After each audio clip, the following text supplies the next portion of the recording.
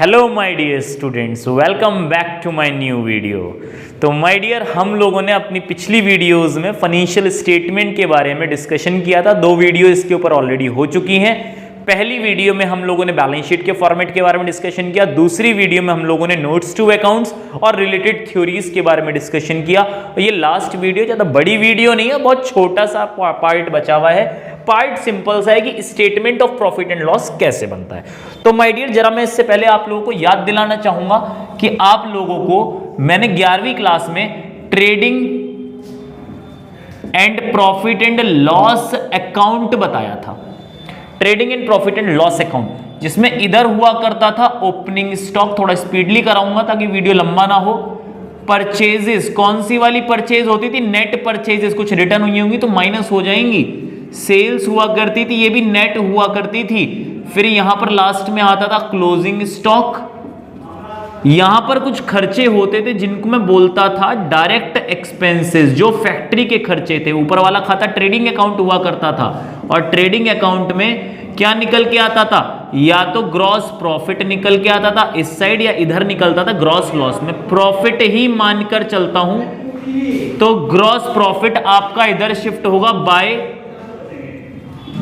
Gross profit, इधर shift होता था। इसके बाद इधर आता था थ्रू इनडायरेक्ट एक्सपेंसेस, और इधर क्या आता था?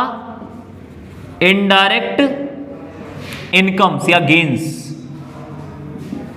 और उसके बाद क्या करते थे आप लोग? टोटल लगाते थे। इसमें क्या होता था? इसका टोटल ज्यादा है तो इधर निकल के आता था नेट प्रॉफिट, इधर का ज्यादा, इधर नेट लॉस। जो टैक्स वगैरह था वो भी इधर ही आया करते थे, मतलब इनडायरेक्ट एक्सपेंसेस में ही आ जाया करते थे वो सारे के सारे। ठीक है जी। तो यहां एक बड़ी नौटंकी हुआ करती थी। मैंने आपको बताया था कॉस्ट ऑफ गुड सोल्ड नाम से भी एक चीज हुआ करती थी, एक फॉर्मूला होता था कॉस्ट ऑफ गुड सोल्ड, बिके हुए माल की लागत। तो इसमें जो होता था फॉर्मूला होता था opening stock plus purchase plus direct expenses minus closing stock. ये हुआ करता था। और मैंने आपको बताया था कि अगर आपको एग्जाम में कॉस्ट ऑफ गुड सोल्ड मिल जाए, 11वीं क्लास में बताया था, तो आप क्या करो? आप ना तो ओपनिंग स्टॉक लिखो, ना परचेज लिखो, ना डायरेक्ट एक्सपेंस लिखो, और ना ही क्लोजिंग स्टॉक लिखो। डेबिट में डालो to cost of good sold, और क्रेडिट में लिखो बाय सेल्स। डायरेक्ट माइनस करके जीपी निकालो। यही बताया था, कोई नई चीज तो नहीं बताई थी। उसके बाद जैसा काम आपने करना था करते थे। उससे ज्यादा कंफ्यूजन होती थी बच्चों में इनमें बाइफरकेशन करने में कि वेजेस ऊपर जाएगी, सैलरी नीचे आएगी। वेजेस एंड सैलरी है तो पहले वाला देखो, वेजेस है एंड सैलरी में पहले वेजेस है तो इसलिए ट्रेडिंग में डाल दो। सैलरी एंड वेजेस दे रखा है तो पहले वाला देखो तो सैलरी है तो सैलरी नीचे आएगा, ऑडिट फीस नीचे आएगी, मैन्युफैक्चरिंग एक्सपेंसेस ऊपर आएंगे। इस चक्कर में बड़ी दिक्कत होती थी। कई बार एजम्पशन भी गलत हो जाती थी। एजम्पशन में क्या होता था? कई बार रिपेयर फैक्ट्री में भी हो जाती थी, कई बार रिपेयर आपकी और शोरूम्स में भी हो जाती सॉरी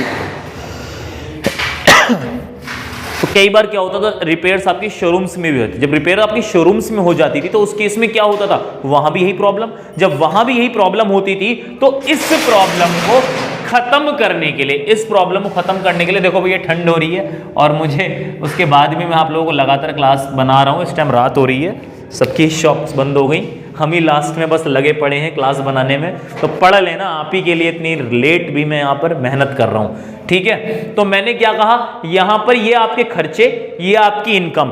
करना कुछ नहीं है, इन सबको अब एक कर दिया गया नीचे की तरफ, इन सबको नीचे रख दिया और इन सबको ऊपर रख दिया, और ऊपर वाले में से नीचे वाले को माइनस करके आप नेट निकालते थे। देखें जरा फॉर्मेट में, आपका पहले इनकम, मतलब जो इनकम इस साइड हुआ करती थी वो ऊपर आ गई, और जो एक्सपेंसेस ये वाले थे वो आपके नीचे आ गए। ठीक है जी।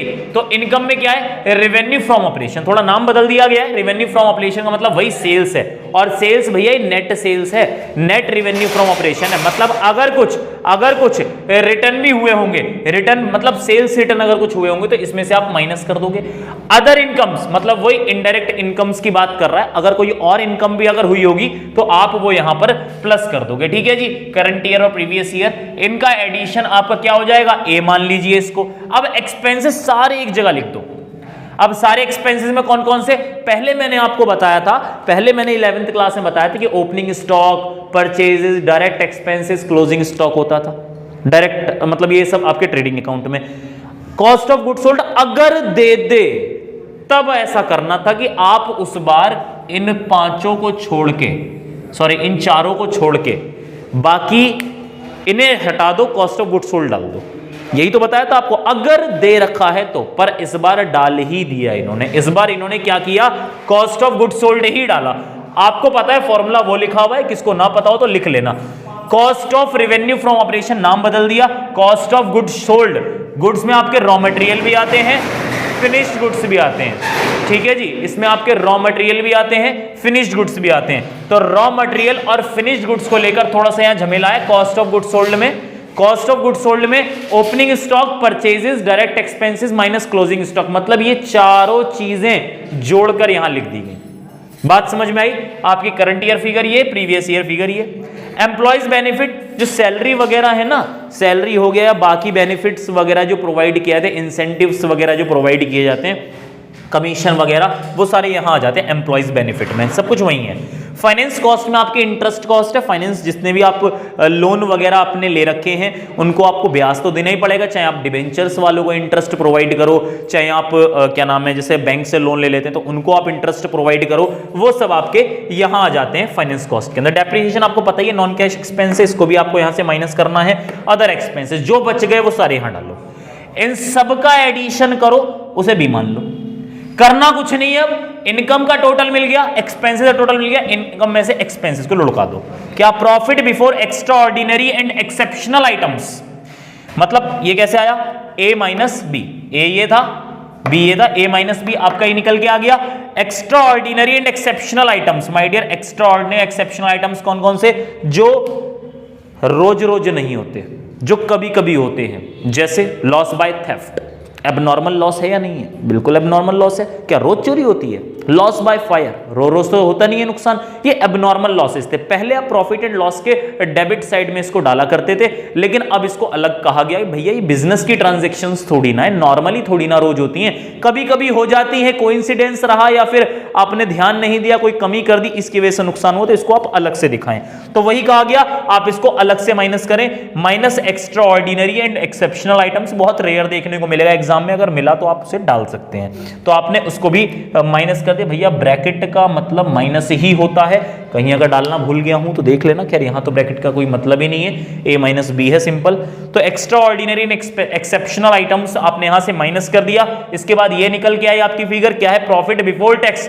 टैक्स भैया गवर्नमेंट की कंपलसरी लायबिलिटी है, पे करनी पड़ेगी, सरकार ने कहा सबसे अलग रखो हमें, साला बार बार कंफ्यूज कर देते हो।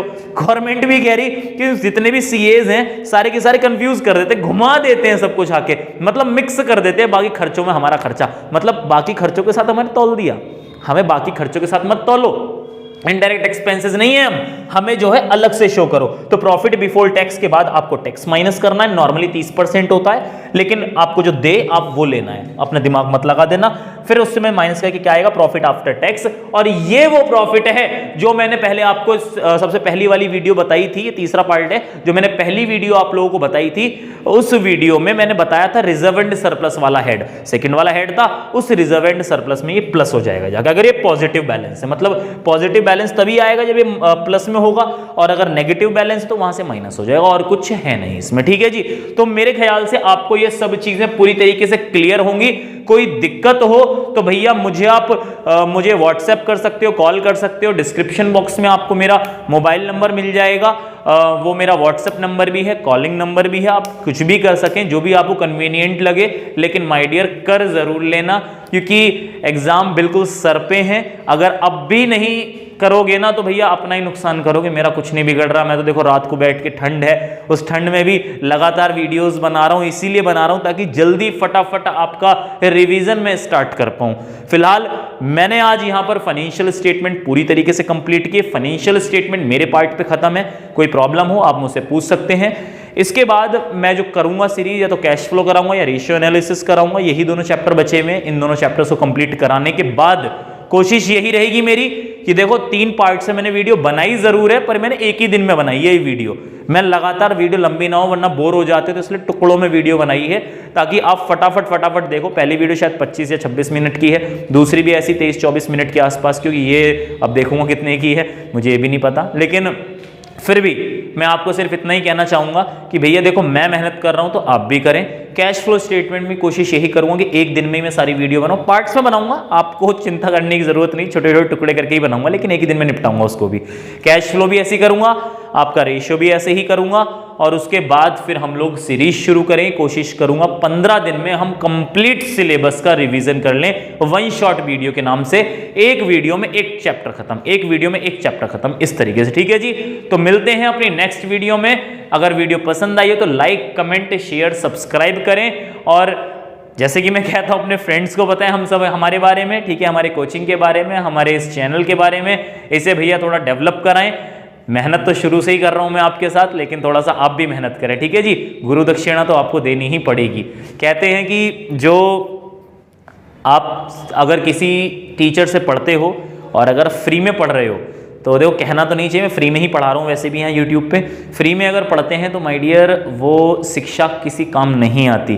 तो देखो मैं पैसे तो लेने वाला हूँ नहीं आप लोगों से, तो उस केस में गुरु दक्षिणा के तौर पे आप इस वीडियो को शेयर करें अपने फ्रेंड्स के साथ, बाकी सबको बताएं, और लाइक, कमेंट, सब्सक्राइब तो जैसे मैंने बताया ये सब करें, यही मेरी गुरु दक्षिणा है, इसमें मिल जाएगी। ठीक है जी, तो मिलते हैं नेक्स्ट वीडियो में। Thank you very much, have a nice day.